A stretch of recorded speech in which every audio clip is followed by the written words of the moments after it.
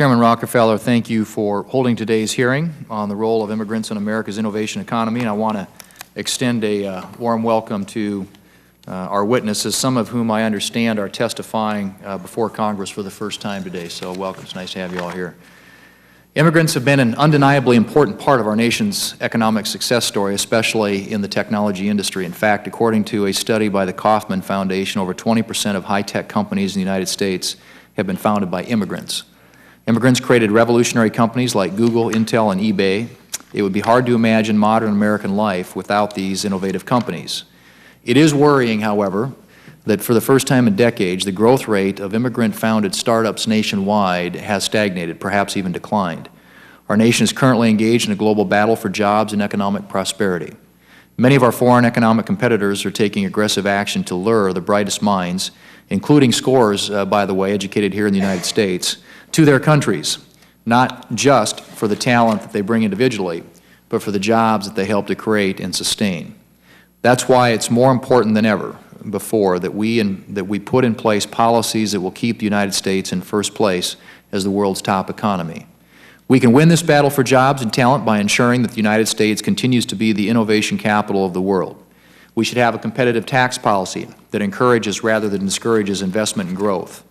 We must continue to identify new export markets and fight to increase market access and reduce tariffs. And we need to examine our regulatory framework so that job creators have regulatory certainty and are not unnecessarily burdened. In addition to these goals, our country needs an updated high-skills immigration policy that allows the brightest minds to come to our country and become entrepreneurs. The fact that the Commerce Committee is holding this hearing reflects the fact that immigration policy is a multifaceted issue, and that we must consider the issue from all perspectives if we're going to get the policy right. Our panel today is composed of people from a variety of backgrounds and demonstrates the struggle of the private sector to obtain and keep talented people. I look forward to hearing about the experiences and the challenges high-skilled immigrants face as they seek to found companies, create jobs, and help grow our nation's economy.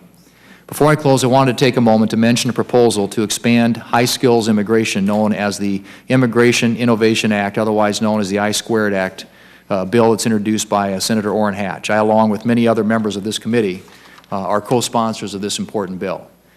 This bipartisan legislation seeks to change the H-1B visa program by, among other things, increasing the annual allocation of H-1B visas from 65,000 to 115,000. And I might add that I think it should go much higher than that.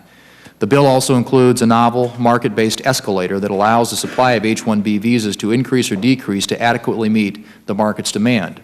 I believe the I-Squared Act addresses the immediate need to provide American employers with greater access to high-skilled workers and puts in place a sustainable long-term policy that should help us avoid repeated short-term fixes. Of course, today's hearing occurs in the shadow of a much larger debate about reform of our immigration system and the comprehensive proposal put forward by 8 of our colleagues, including Senator Rubio, who is a member of this committee.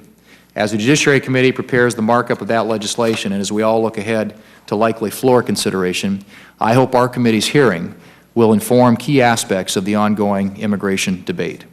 Again, Mr. Chairman, I want to thank you, and I want to thank our witnesses for joining us today. I commend each of you for engaging with this committee on a critical issue to our nation's future, and I look forward to hearing your testimony. Thank you. Thank you, Senator Thune. So now we'll have our panel, and we'll start with Ms. Rushi.